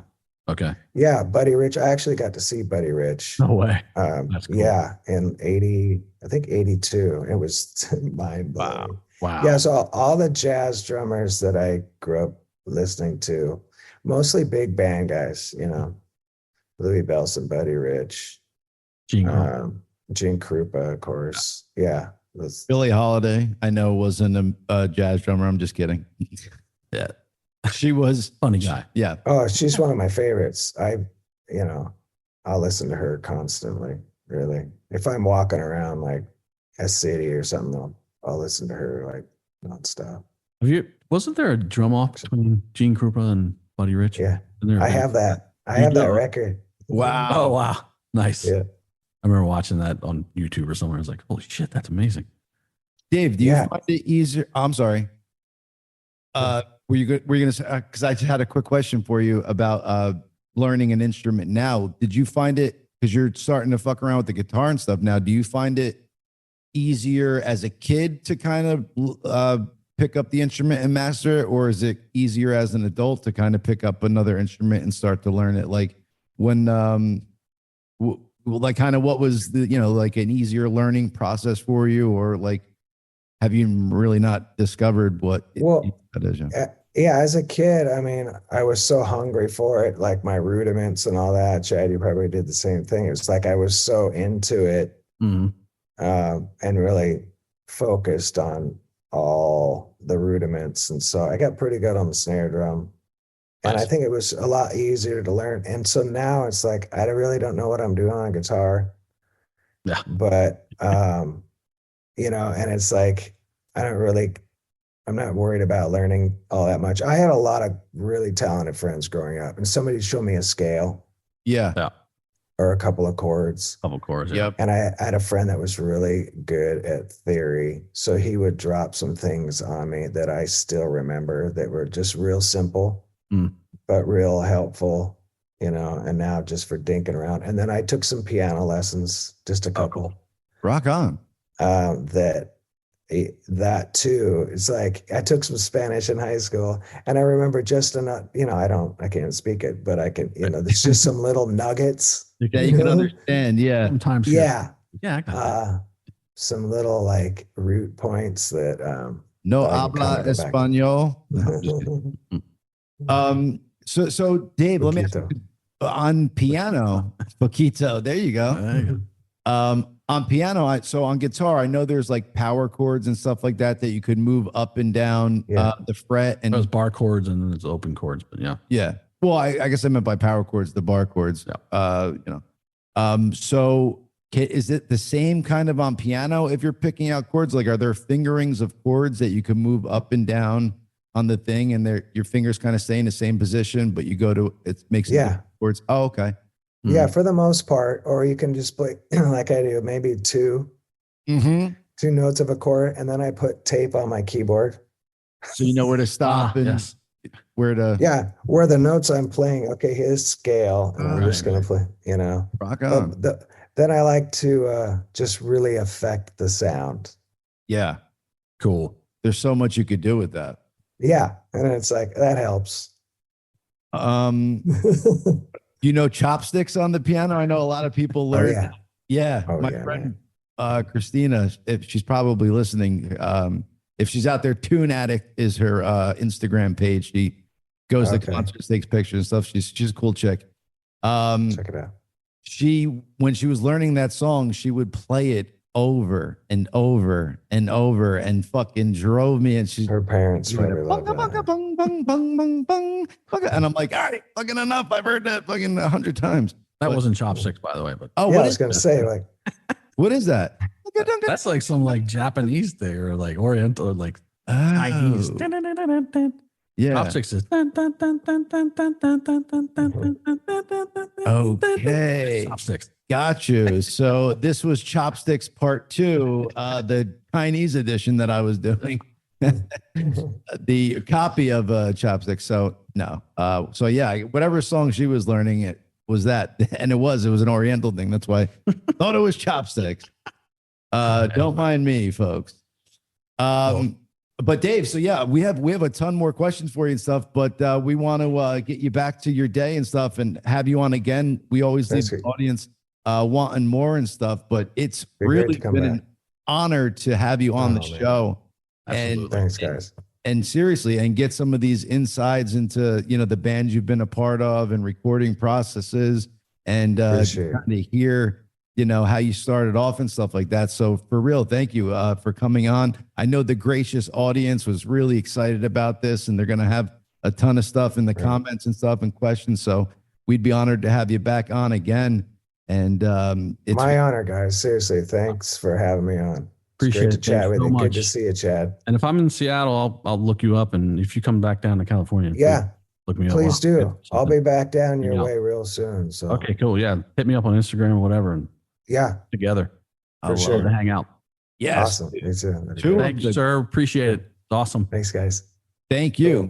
Right take care. See you soon. Two legendary drummers on the Gracious 2. What is up, ladies and gentlemen? That was absolutely fun to be a part of. That was amazing to hear, you know, these two drummers spit shop and talk, you know, how they did stuff and recorded stuff. It was just a treat to be a part of, man. Chad, did you have a good time on it? I had a great time. It was always great to talk to a drummer, especially a legendary drummer. So that was very cool. Dude. Got to ask him some questions I've always wanted to know, especially that Eddie Vedder coming in at the end and doing singing all the songs. Finds out it's bullshit. Aha, yes. Are we going to do Bobby's World? Because I got to get my power supply. My computer's about to die. Oh shit! Yeah, Bobby. Hang on a second, Bobby. You come on and we're gonna do that Bobby's World section, and Chad's gonna go get plugged in while we're doing it. That was fun for me, Bob. How was that? How was that for you, my man? Did you enjoy? You're asking me questions through the chat, and I'm like, dude. That was great. That was great. Don't distract me with a dumb question. Chad, did you see that? How many kids does Ed have? I'm like, Ed who? No, I was just wondering. I because I've never seen him in the public eye. You know? Well, next time Google it, buddy. And as far as that, asking us on the show, I'm like, this is like a guy. I'm like, what does that have to do with this? I'm like, Ed Better? Who you going here with? Oh, that's for you. Okay, I see. We gotta love Bobby. You gotta love Bobby, and that's why Bobby's World is coming on. Okay. All right, Bobby. Let's talk about the NYSE, the glitch yesterday. I didn't see that, but sounds fascinating. Yes. Well, it started early in the morning, and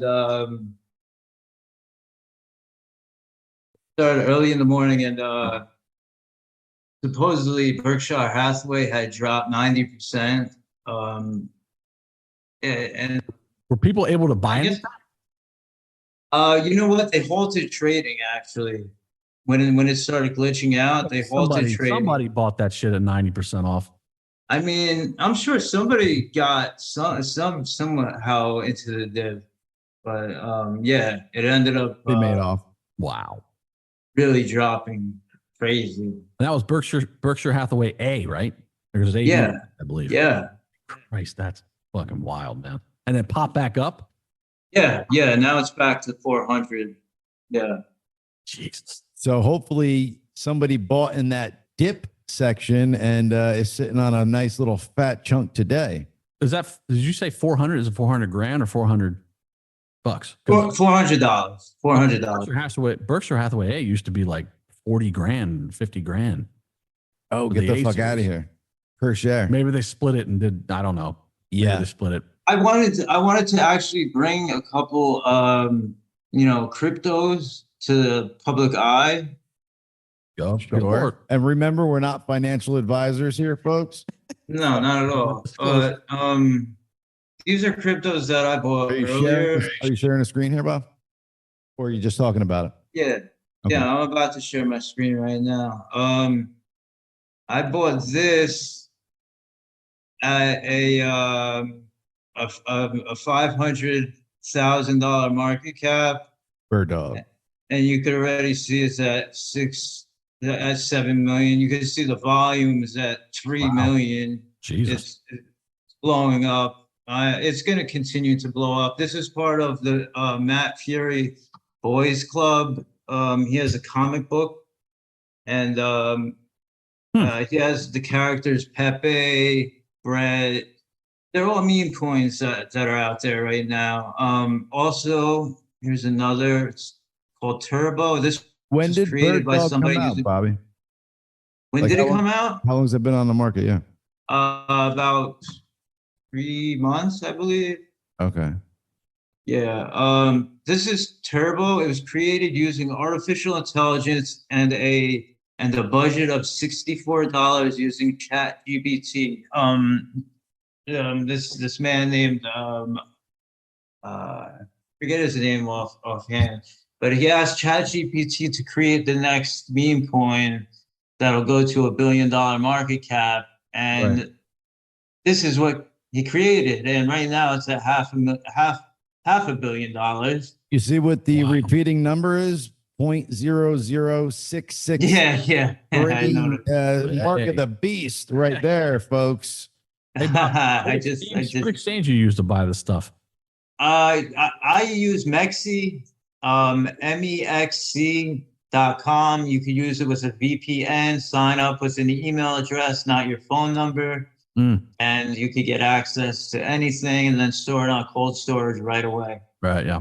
Kraken is a good place to buy bitcoins and all crypto. Kraken.com. You could get a Kraken Pro app and stuff like that, but it's a good exchange. You could have your own personal wallets. You could send to other wallets. But remember, people, that it is all, even Bitcoin is not as untraceable as they once thought. So, be smart with coins you're buying, where you're sending, what you're using it for, because there's been nightmare stories out there where they've busted people on, dark web activity for selling stuff, taking money and putting it in offshore accounts to not pay taxes on it and stuff like that. So just be smart when you're fucking around with crypto. And there's a lot of money to be made in the markets. But again, you got to do research and stuff like that. Like, we'll just keep this here for right now. So here's something you're learning during Babe's world. And he's telling you about Turbo, a new cryptocurrency that was created by artificial intelligence that's supposedly going to get to $1 billion cap. And we'll see how this coin plays out and see if it's something you should have been invested in, or if it's something that flies by night. And then, the coin's there, the owner of the coin has it build up and then sells all his shares and drops it to a price and fucking exits. Well, actually, he sold the majority, so it's pretty much a community-run token now. Okay, so I guess my question to you would be, how do you know that he sold all? You could check the wallets. You could check any wallet address. Right, but I'm saying, how do you know it's his wallet address? You looked and see to make sure that it goes back to him. He doesn't have other wallets that he's buying. Well, yeah, I mean, that's a possibility.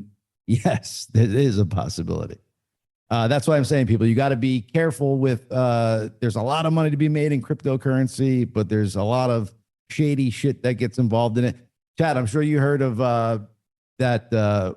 I forget the fuck was the one coin, Bobby, not Ethereum, but not the XRP, but it was a big coin that everybody was buying on. And the owner of it, the guy on the fucking, that's Sam Bankman-Fried, FTX. Yes. Oh, yes, that guy. So, dude, he had a bunch of celebrity endorsements, giving money to the Democratic Party, the Republican Party. So it all fucking seemed legit and stuff like that. But it turned out, you found out it was just a bunch of nerds on an island fucking partying with fucking, taking Adderall, fucking each other and shit. They were living the life and making money off of fucking scamming people. It's like Revenge of the Nerds on fucking steroids. Totally. and they didn't invite me to the party, I would have went out there for a couple days and fucked the nerds with them and fucking made some money and been out. It was like the fire festival of fucking crypto. Crypto. Well, fucking said, Chad. Thank you. Oh, and by the way, folks, we had something really important to bring up on this podcast that Chad and I were discussing while we were having breakfast this morning, and it completely negated our brains. So when we do remember, we can't remember what it was. When we do remember, we're going to fucking let you folks know, and it's something that. Oh,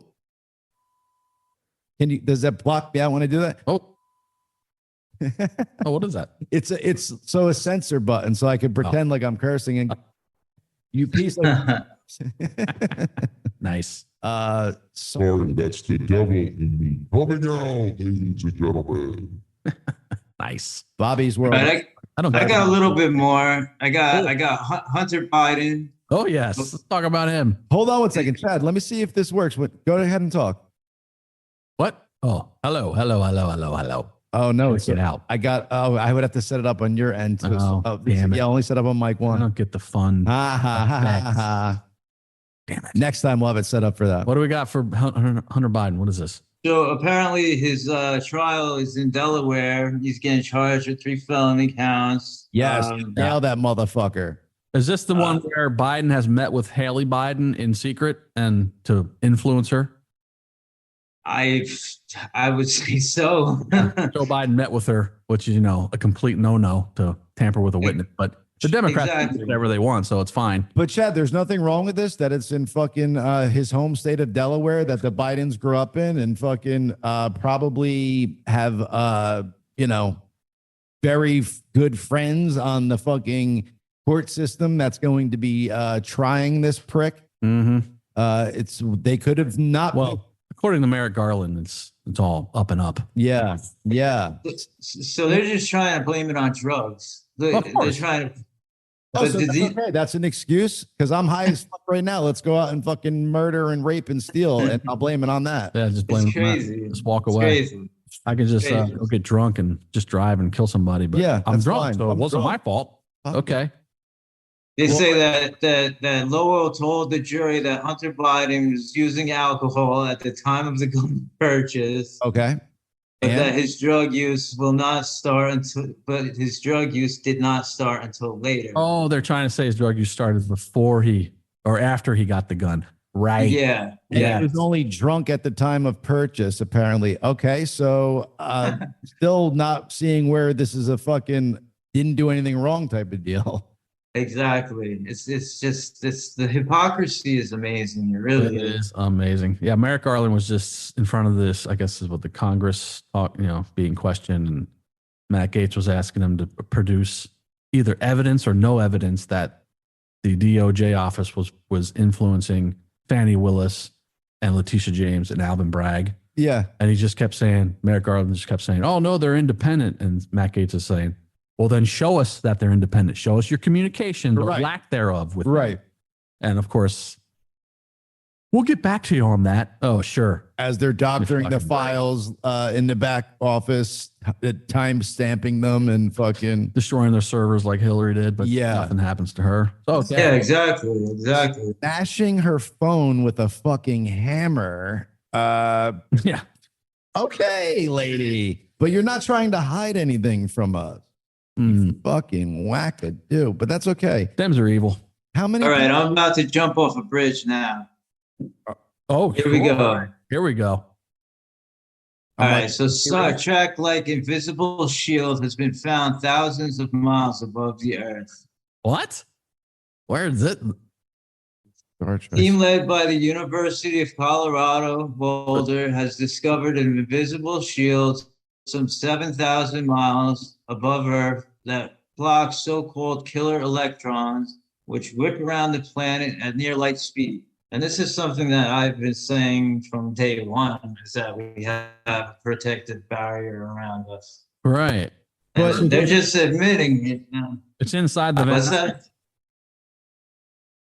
Yeah, the Van Allen belts. Yeah, how did they pass the Van Allen belts if they went to the moon? It makes zero sense. I've heard about that argument, and I'm a little suspect about it. But I mean, maybe they were doing they went through it. I don't know. Yeah, They say they Yeah, they're saying, oh, we might have just, you just happened to fly through them. Yeah, okay, sure. Here's interesting. Listen, they were navigating at warp speeds, and technology was way better than we have now. So I don't know Apparently. what's believable about any of this.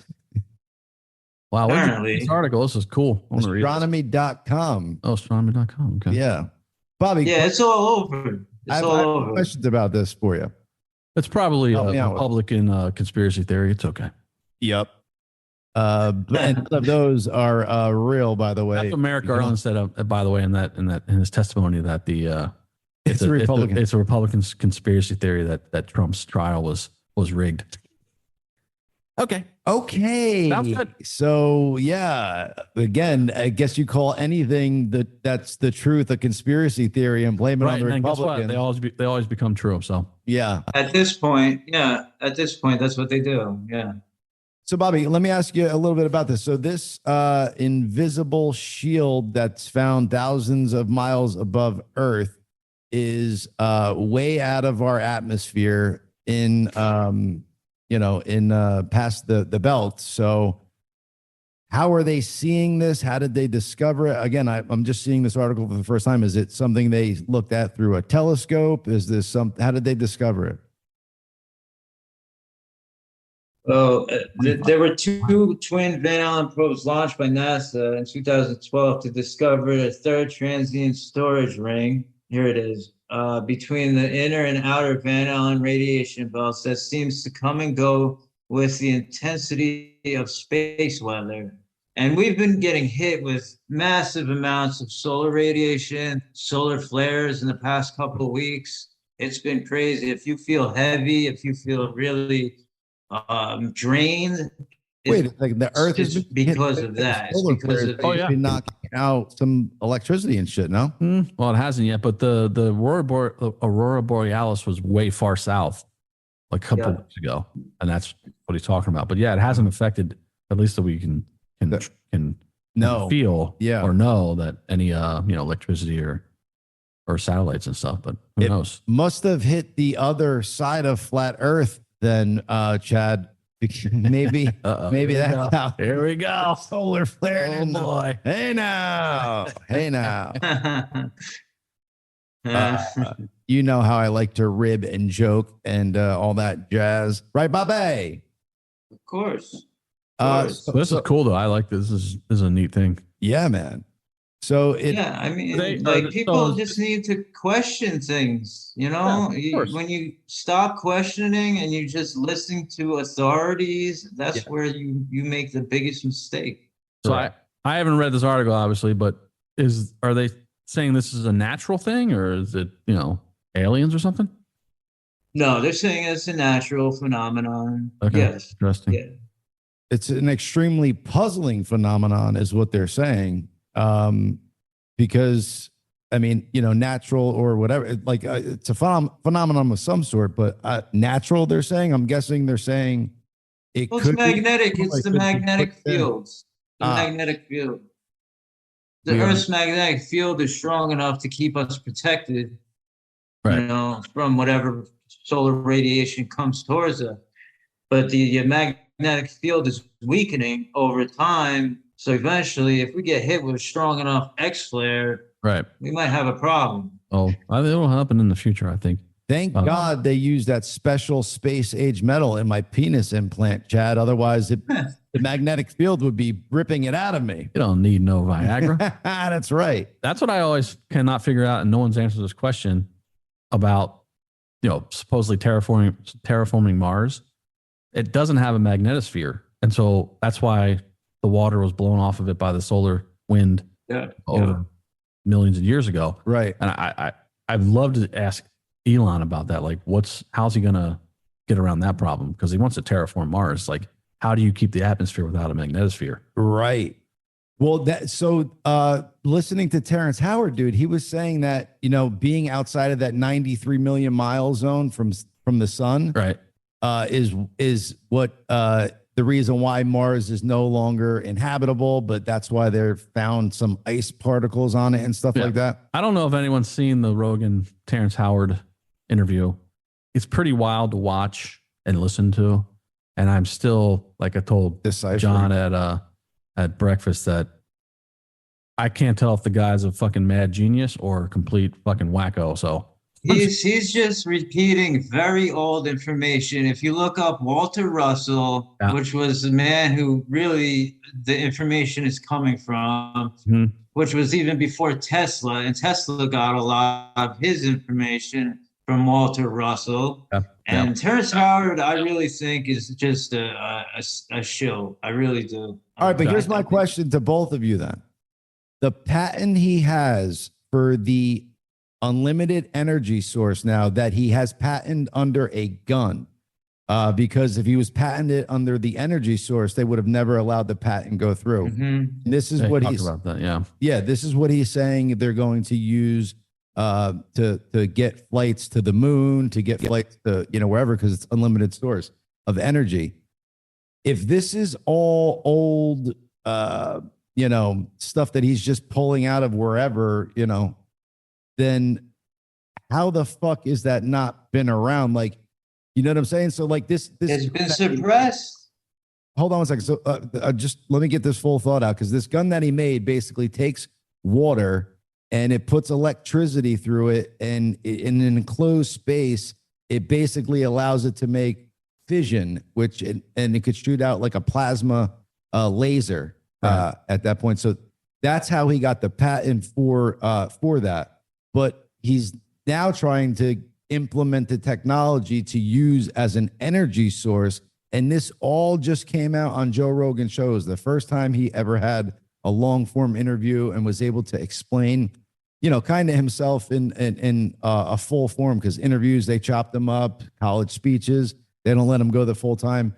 So if this is all stuff he got from other people and bullshit and stuff like that, like, it just doesn't seem like the case or something, because that gun that he's talking about and the actual prototypes that he made and shown like videos of the machines that are one, but you could put 5 together. They're just all made through geometry. Mhm. Like it all seems to work. It seems to kind of be the case.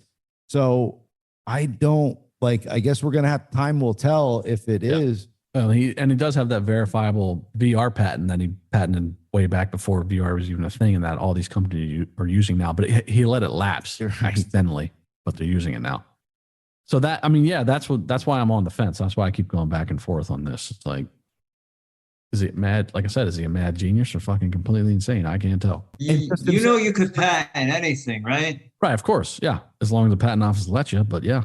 Yeah. But you have to prove You just have to have the money. There's a patent for a urinal headrest I was looking at the other day. Urinal headrest, though. So you're pissing and you rest your head on a fucking thing? Yeah. Does that revolving thing so I don't get other people's germs from their forehead resting on it on there? So someone keeps telling me to play another song. Yes.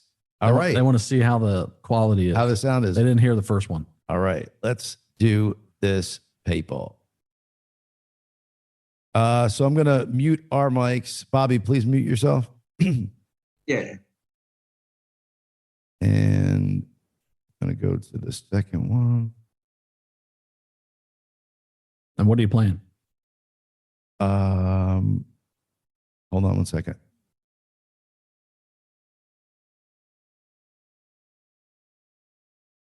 The words coming up. Okay.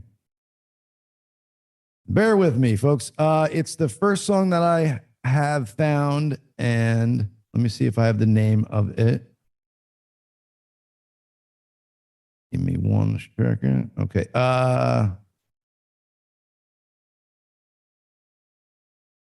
It says 10,000 cups of water. Oh, wait. Hold on a second. No, here we go.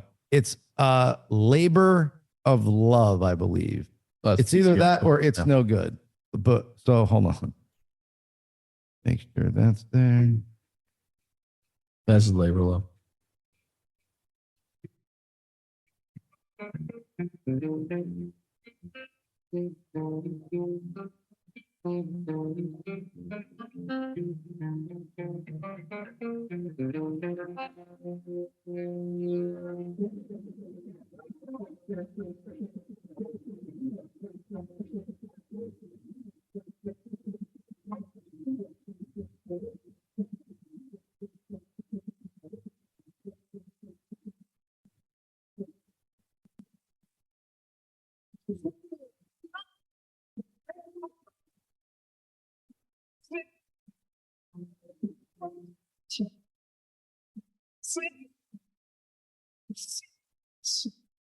We're sure in the mind.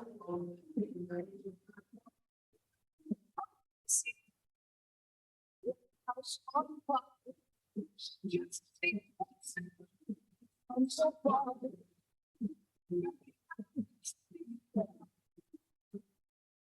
It's a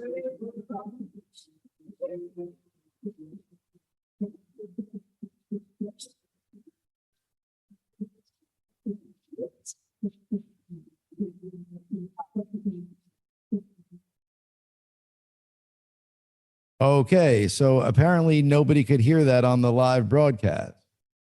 Bobby, I guess I'm gonna have to check this out at the end, but we hear it coming through our speakers. You didn't hear it coming through, Bobby? No. The hell, crazy. That is absolutely. It's not all Bobby's fault. No. Well, again, there I could have it to where it's shared. It's a weird way I'm doing this. So I'm playing it from the email. I'm trying to make it so nobody could see where this is coming from. Like I could do it through the Zoom thing, but it should be hearable and sound literally soundboard quality. Yeah, it's weird. Coming through. I don't understand. Bobby, did you hear? Oh, I don't understand. It doesn't make any sense. I will check that out and make sure I have it set up properly for when I do that again. But it should be there because it's streamed the same way we did it the first song. And your mom said she heard it, but just on not as good a She said quality. it sounded bad too, so I don't know. Yeah, but she at least heard it, which is strange to me, ladies and gentlemen. But yeah, so I'm gonna get that proper for when I stream a song again, and I'll figure that out relatively quickly to see what the issue was. But my apologies this time, not Bobby's world, John's world. Oh, let me see if that's what. No, all right, not sure, folks, not sure, but I do apologize about that. We will have it for the next show, being able to come through in pristine quality. Don't fuck around again, devil, and mess up my shit. Okay, John, this is neon helium. He says got to change the input. I'm going to change your input, Bill. It's something else that's going on. It's not the input because it's coming through the board. It's coming through our headphones when we hear it. I don't know why it's not coming through the live feed, but it absolutely 100% should be. There's no input for me to change. It's just has to change the music player. Oh, and not play it from the email, he's saying? Yeah, I don't know. It shouldn't be. I don't like it.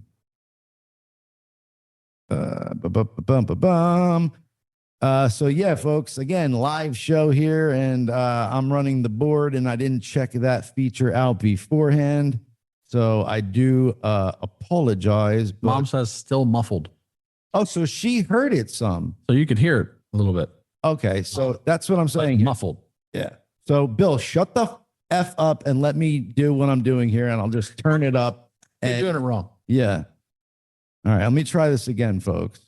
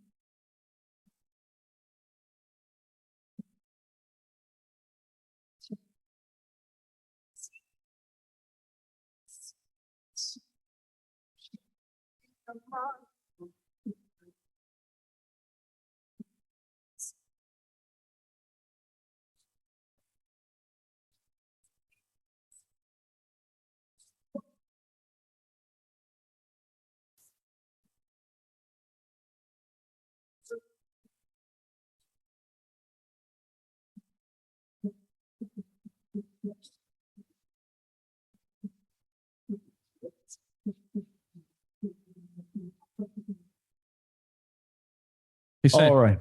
saying what you hear is bleed through. There is no bleed through. There's no mics on. There was playing no mics on it. It was coming directly through the soundboard. There was no sound playing in the studio. Very strange. We'll figure it out. Yeah. All good. So apologies, folks, but I'll get that right for next time when we stream on here. For sure. I will make sure to troubleshoot and get that down beforehand. But good news is that we will have fun stuff like that on the Gracious 2. We'll be here next Tuesday. Try it again. Yes, sir. Yes, sir. And let me pull this up. This was a fun show for us, for hopefully for the audience, to have two of the best drummers from the 90s on here spitting game and talking shop. Thank you, is sir. a treat for sure, man. Yeah, it was great to have Dave. He's amazing. Awesome. Cool dude. Nice, humble man. I like how he's learning a new instrument and shit now and like utilizing. He hasn't been out of the house since COVID though. Maybe he's a Howard Stern fan and scared of that still. I don't know. I'm not sure. But thank you, Bobby. You want to say hello or goodbye to the audience and end Bobby's world? I just want to say thank you for Dave. Dave was great guest, awesome man. I'd like to say thank you to the audience and just keep coming, keep coming back. And Right. on show Thank you. 68, they're going to blow us and we'll owe them one to get to 69. That's how we roll here on show 40. We didn't say that. That's number 40. Damn it. So We're 40 now. I don't feel Chad. I still feel like we're in our 20s here. Right. Especially with me not being able to share a file properly. Hey. Remember to like, share, subscribe, comment, say what's up. Cool. Rock on. And we're going to have that contest. We're going to go on and post to all of our social medias. We're going to do it on the Gracious 2 ones. We're going to do it on Chad's personal, my personal, to let you know exactly what posts to share and exactly how to win the contest and what the prize will be. You kind of heard me mention something a little bit earlier, but Chad's going to decide on that final one. And it's very cool what's coming up on the horizon for all of the Gracious audience, the Gracious 2, and just the Gracious people out there in general. We love you. Thank you for coming on this journey with us. And we will not only see you on show 41, we'll see you on our Insta Live only, and we'll see you on show 2041. Peace in the Middle East. Later, everybody. Thanks. Peace.